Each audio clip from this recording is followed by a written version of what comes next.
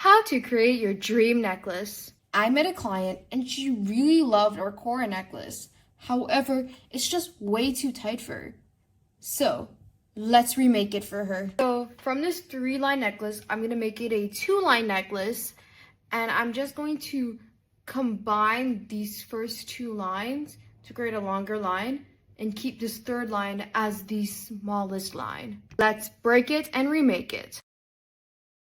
So I just took a break for a bit. I had to go eat lunch and do other household things. So I finished beading the first line of the necklace, and now I'm beading the 2nd line.